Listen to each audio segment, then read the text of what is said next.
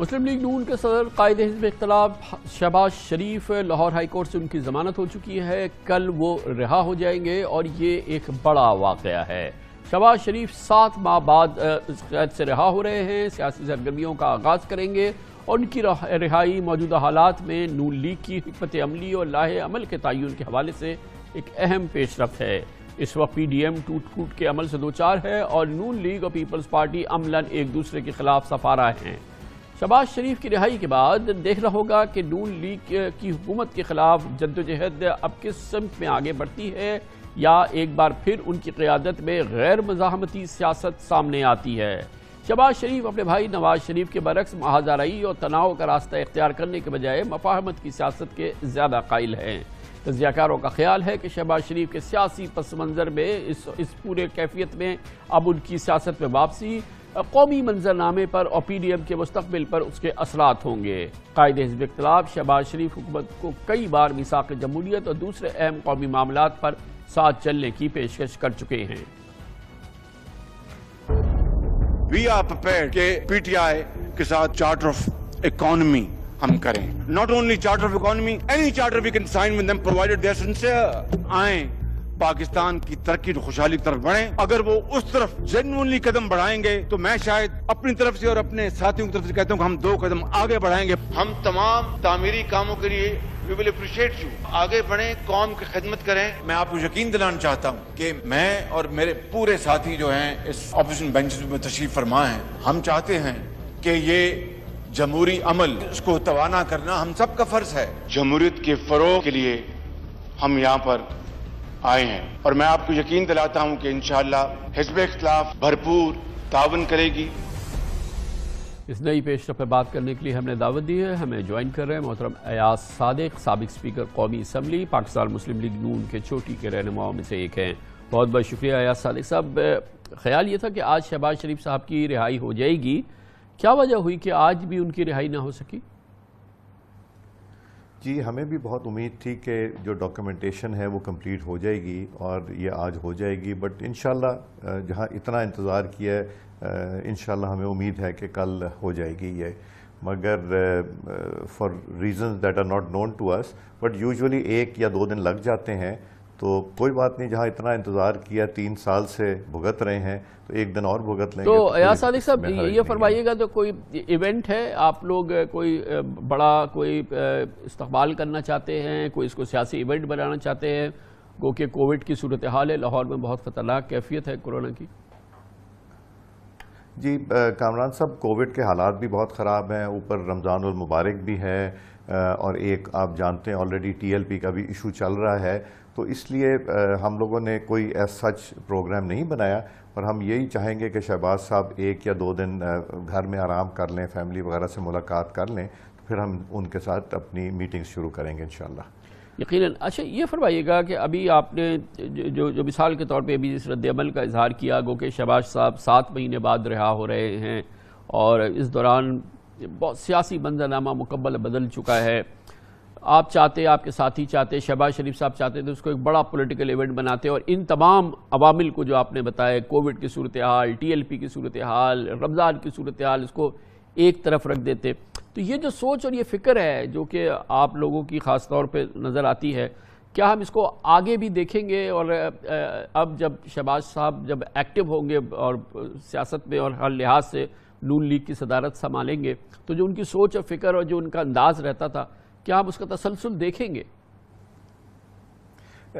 کامران صاحب, ایک تو جب یہ شہباز صاحب جتنے مہینے نہیں تھے تو ہم لوگ عدالت میں جا کے ان سے ملاقات کرتے تھے, اور عدالت میں بڑا لمیٹڈ ٹائم ہوتا ہے, وہاں پروسیڈنگ بھی چل رہی ہوتی ہیں, کئی دفعہ روسٹرم پہ بھی انہیں جانا پڑتا ہے, تو ہماری کوئی ڈیٹیلڈ ان سے گفتگو ہو نہیں سکی. اور پھر سب نہیں ہوتے تھے, کچھ لوگ جاتے تھے, کچھ رک جاتے تھے.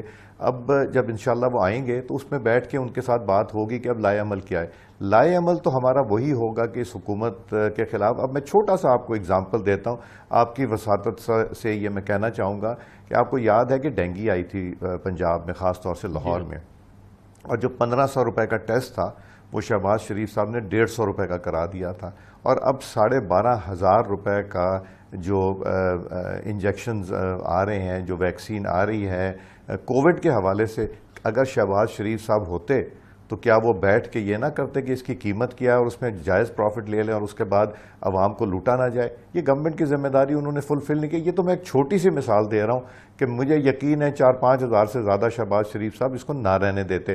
ایک گھر جس میں 5 لوگ ہیں، 60,000 روپے ان کا نکل گیا اس کام میں، تو کیا لوگ افورڈ کر سکتے ہیں؟ کیا عام آدمی کر سکے گا؟ یہ گورنمنٹ کی رسپانسبلٹی، جو گورنمنٹ کسی بھی فیلڈ میں اپنی ذمہ داری پوری نہیں کر سک رہی.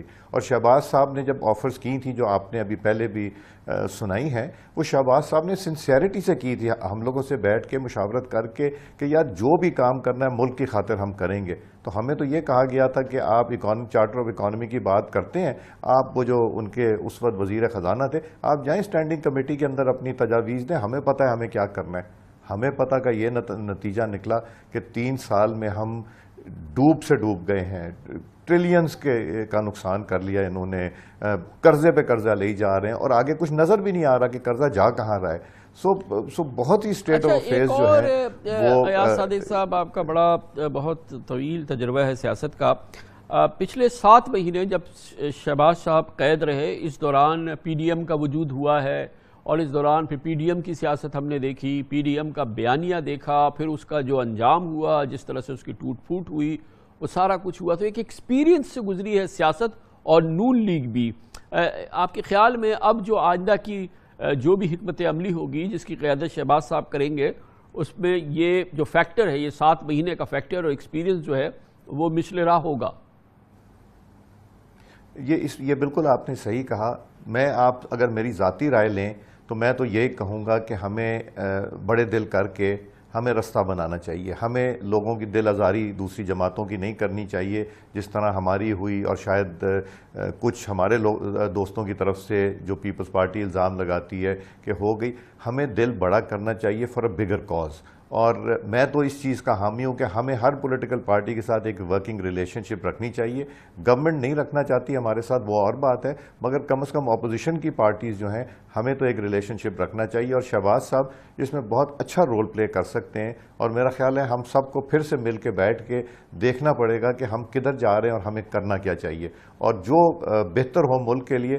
اس لیے کہ یہ ملک آگے سے جو اس حکومت میں نیازی حکومت نے جو جس نہج پہ لے آئے ہیں، یہاں سے جو بھی نئی حکومت آتی ہے اور جب بھی آتی ہے وہ نکالنے کے لیے اکیلا کوئی ایک جماعت نہیں کر سکے گی. اس میں سب کو سر جوڑنے پڑیں گے، بلکہ نہ صرف پولیٹیکل جماعتوں کو بٹ سارے سٹیک ہولڈرز کو اپنا رول پلے کرنا پڑے گا. تب ہم اور ایک کو 20-25 سال کی کوئی پالیسی دیں، اور جس میں صرف اکانومی نہیں ہے، اس میں پانی کا ایشو ہے، پاپولیشن کا ایشو، بے شمار ایشو ہیں. کم از کم ہم اس کے اوپر ایک لانگ ٹرم پلان ضرور دیں.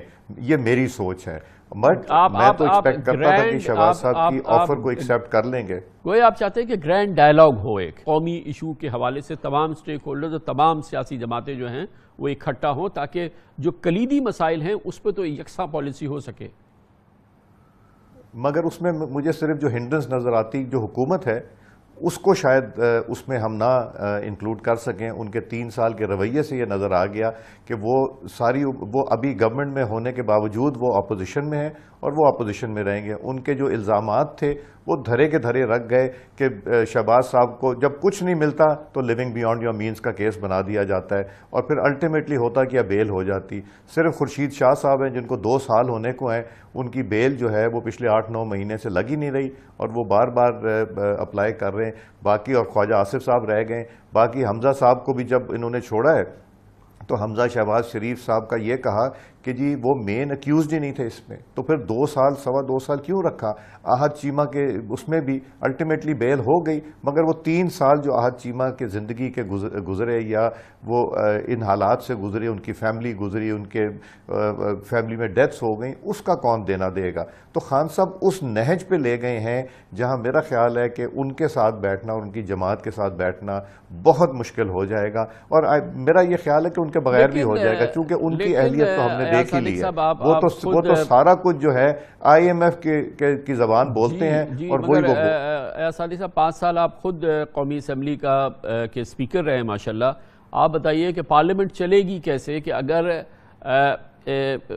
آدھی پارلیمنٹ جو ہے وہ کہے کہ ہمیں کسی قسم کا کوئی مذاکرہ مکالمہ نہیں کرنا ہے حکومتی پارٹی کے ساتھ، اور پھر قانون سازی اور پھر دوسرے مسائل جو ہیں یہ کیا وے فارورڈ ہے کسی بھی ریاست کا آگے بڑھنے کا؟ میں نے ان کو آفر دی تھی کامران صاحب، یہ آپ نے بہت ہی اہم ایک بات کی ہے کہ پارلیمنٹ چلے گی تو ڈیبیٹ ہوگا، ڈسکشن ہوگا۔ میں نے ان کو یہ پروپوزل دیا تھا کہ جو ہم کرتے تھے اور ہم سے پہلے پیپلز پارٹی بھی کچھ حد تک کرتی رہی، کہ جو بل آتا تھا، جو لیجسلیشن آتی تھی، وہ اس کو ٹیبل کرنے سے پہلے اپوزیشن کو بلا کے بٹھایا جاتا تھا، ان کو دی جاتی تھی کاپی کہ آپ اس میں اپنی ریکمنڈیشن دیں، حکومت عقل کل نہیں ہوتی۔ اور یہ میرے دفتر میں ریپیٹڈلی یہ چیزیں ہوئیں، چاہے فائنانس کے ایشوز تھے، چاہے اور ایشوز تھے لیجسلیشن کے حوالے سے، تو اس میں ان کی ریکمنڈیشنز آتی تھیں۔ 95% لیجسلیشن ہم نے یونینمس کرائی ہے، اور اگر تب ہو سکتی تھی اب کیوں ہو سکتی؟ اب کیا ہوتا ہے کہ اگر انہوں نے کوئی لیجسلیشن لانی ہوتی، پہلے تو یہ کوشش کرتے ہیں کہ ہم جلدی سے کر کے اس کو بلڈوز کر لیں، اس پہ ڈسکشن۔ یہاں ہوا ہے کہ لیجسلیشن پہلے پاس ہو گئی تو اس کے بعد کہا جا رہا ہے آپ اس کے اوپر ڈسکشن کریں، جو کہ جس کا کوئی تک ہی نہیں بنتا، جس کا کوئی مجاز ہی نہیں بنتا کہ آپ نے لیجسلیشن پاس کر لی، اس پہ ڈسکشن تو ڈیبیٹ ہو جائے گی، اور جو اصل ریکمنڈیشنز آنی تھیں یا امینڈمنٹس آنی تھیں وہ سنی نہ جائیں۔ اور پھر جب ہم ادھر سے ہوتی ہے اپوزیشن کا تو کام ہے اپوز کرنا، یہاں سے اگر بات ہوتی ادھر سے گالم گلوچ شروع ہو جاتی اور سیشن ختم ہو جاتا ہے۔ تو آپ اگر یہ دیکھیں کہ یہ جو پچھلے 3 سال کی پارلیمنٹ گزری ہے، میں شرمندہ ہوتا ہوں یہ دیکھ کے کہ پارلیمنٹ کا کیا حال کر دیا اس حکومت میں۔ اور جب اسپیکر صاحب کو یہ کہا جائے کہ میں پروڈکشن آرڈر نہیں کروں گا، یہ وزیر اعظم کا کام نہیں ہے پروڈکشن آرڈر کرنا، یہ اسپیکر صاحب کا کام ہے۔ تو اس کا مطلب ہے پھر اسپیکر صاحب کیا کریں؟ اپنے وزیر اعظم کے خلاف جس جماعت سے وہ الیکشن لڑ کے ہیں، کہیں آپ نے تو کہا ہے میں تو کر کے دکھاؤں گا۔